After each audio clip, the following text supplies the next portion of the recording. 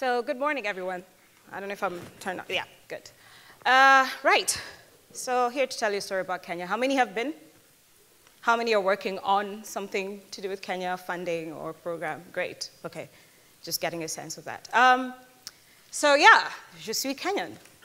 This will make sense in just a bit.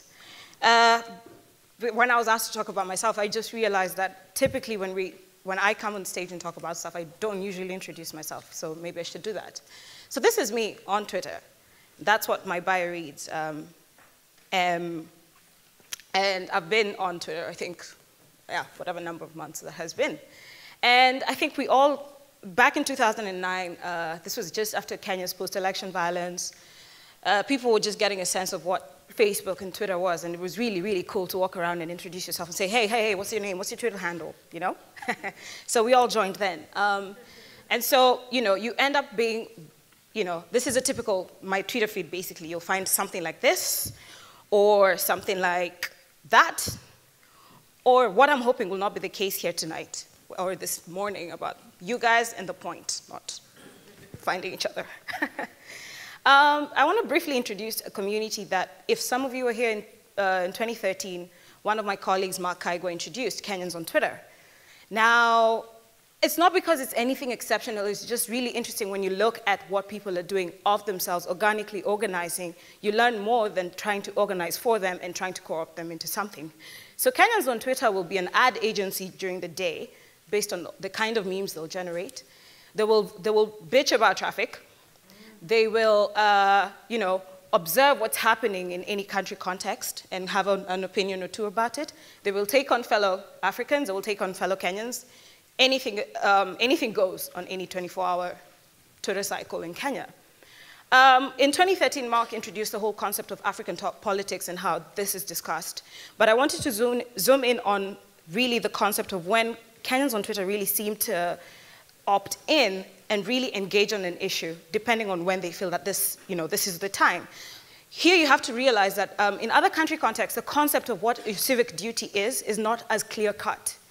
We're not really in democracies that are organic from the ground up. This is something that was slapped on. We got a constitution in 2010 that has all the things, nice-sounding things about rights, but these are not things that actually exist in practice. So it's really, really interesting to see when people find something that they want to opt into and really make something out of, and when they want to opt out. 2013, so many of you may have come across this, the Westgate terror mall attack. I remember, in fact, that a friend of mine was just about to head that way, and just before we left and we're looking at the Twitter feed and we're just seeing weird photos of people jumping off buildings, and I'm like, okay, what's this? And we watched the story unfold. And when it occurred to people that this was a terror attack that they were actually witnessing live, with people tweeting from the mall who were stuck waiting for help, it was time to do something. People were trying to figure out, where are your family, friends okay? Is everyone okay? This hashtag _WeAreOne came up. And this was a rallying call because of how much speculation and uncertainty there was at that time about what was happening. And we saw this used to pass on messages from the president who was addressing this issue as it unfolded. It went to asking people to keep calm because there was a lot of lack of information on what was happening. We also saw celebrities come in and rein in and join the conversation and show their solidarity. But as some of you may know, this siege took place for 4 days. So WeAreOne went from WeAreOne to We Are Wondering. And this is something you'll realize if anyone knows anything about Kenyans on Twitter, wordplay is like something they should all be hired into ad agencies for. WeAreOne slowly started changing to We Are Wondering because there was not enough information, and the action that authorities were taking was unsatisfactory. And even international correspondents, media correspondents, took up the issue and used the same hashtag to actually raise the issue. And these were just some of the questions, How many people died? What was going on? Why weren't authorities acting? Why was it running on for 4 days? And I remember just thinking at that particular point in time that these questions will be asked today, and if this siege goes on for another day, we'll have to ask the same questions tomorrow. So I thought, well, how do we get people to just put these questions into one place? So we had a conversation and just set up a quick Google Doc. 3 people myself and two other people were just having a conversation, said, okay, let's put a document somewhere where people can ask all these questions. And this was particularly triggered by the fact that media were just not asking any questions at the press statements, press conferences. I remember at one point when they were asked the number of missing hostages when the thing was over, what the Interior Minister said that there was an insignificant number of people still unaccounted for. And I think for me, that just flipped over. I'm happy to be the interested bystander most days. I'm too busy surviving like any other good Kenyan. But this time I had to do something. And so we set up this document and we just figured out how do we get people to focus on the issue and not on trying to make sure that their sentence, takes precedence over the others. And so we set this up with these rules of engagement. This document, as of December last year, still had the same questions being asked, people still adding to the questions, because 2 years on, we still don't have the answers. And this was picked up on by international media. Nothing too fancy, but it was just another way to organize people based on what they were already using to ask the questions. Now, Easter this year. I had just come back from London from a great, fantastic conference again on civic tech and the impact of it, where we didn't actually figure out what the impact is, but we're learning as we go along. And I get to Nairobi, and there's news breaking, and I'm seeing a lot of tweets that there's been an attack at a university in a place called Garissa, which is in the northeastern part of the country. And what was interesting is the media cycle was really slow to pick up. And it was morning, and I had to get on another bus and go into Arusha for holiday.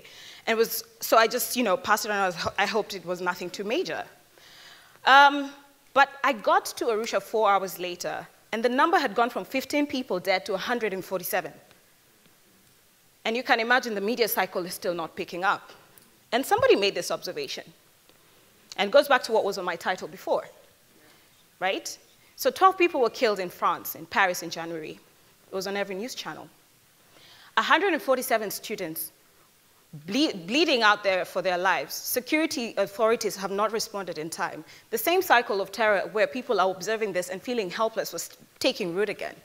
And just people had enough.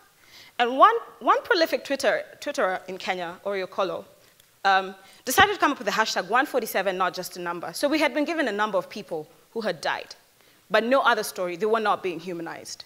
And she initially just tweeted 147, not just a number. Then this was a story. This was the rallying call, as you can see. Somebody else observed this about what we would need to do to remember who all these people were and tell their stories. And I think the tipping point with this was just the fact that we get desensitized to numbers when you live in a situation where you're just being told, yeah, grenade attack here today, another attack over there, is what happens. But it was, at first, I think in many ways, getting a community of people who opt in and opt out depending on when they decide something pisses them off. But this was a holiday season. People were supposed to be families. People were empathizing with these families who didn't know where their children were. And so, 147, not just a number, became a hashtag. Some of you may have participated and used it, so thank you for that. The vigils that went on to take place the whole world over, which was a great show of solidarity. And the 147 people have all been named. The stories have all been told using Twitter, who they were, what they were studying, what their dreams were. Their friends, their families have all come together to tell their stories. There's now a website that exists online to tell their story, just keep them memorialized, and it's been amazing to see the outpouring of solidarity. Other foreign governments coming in and saying they'll take on some of his students who can't go back there. Vigils held by other students the world over. It was really a humanizing story. Now, unfortunately, Kenyans are also considered to be resilient to a fault.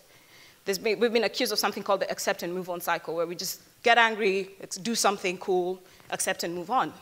But what's happening over time by just forcing this is the same questions are being asked over and over again. So we set up yet another document, said, why change the game?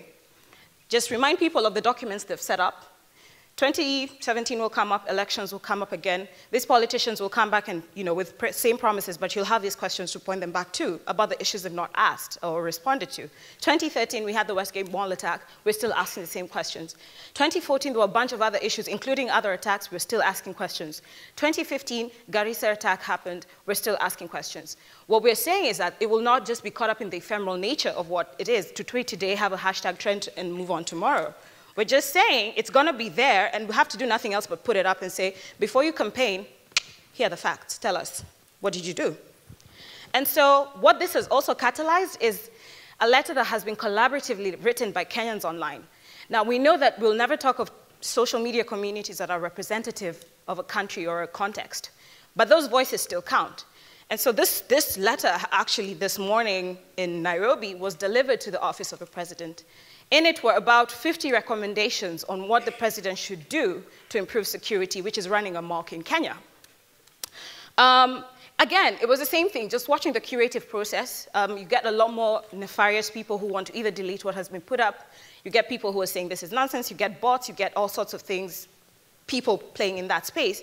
But what the organizers of this did was to download the questions every I think, hour and set them. And then now they've put it all back online. The final document is out there for everybody to see.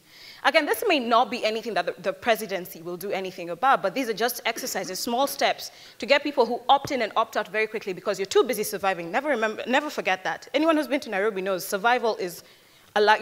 That's mode, you have to go to default mode is survival. If nothing else, just the traffic alone. So, you know, it's really interesting to just see how you get people moving from one small step to another, because the whole concept of even being civically engaged is missing. A lot of Kenyans have a sort of tenant-landlord relationship with their country. So the whole concept of why you're trying to save it for other people is just not existing, or for future generations, when even your own hasn't gotten its rights. So these are just small steps that are taking place as we go along. So my question is this civic tech enough? Because you find that with any great new premise of movement, there are, you know, so the terminology is there, but what does it actually mean? And in how we define it, or in the guiding principles, the conversation I was having with Mika earlier is it time for civic tech as a movement to have a set of guiding principles? And we talked about the first one being building for, rather not building for, but building with. Working with what people are already using, which is what we've learned works in Kenya and works in many other places. You work with what people are already familiar with. You work with where they're from. You're not going to idealize where they're going to be. You're not going to imagine or assume that they're already politically connected or engaged or care. You just work and walk with them step by step. So maybe it is time for this great community to start figuring out how do you include other people who are doing small steps everywhere else to be part of this civic tech movement so we can all learn from each other. Thank you very much.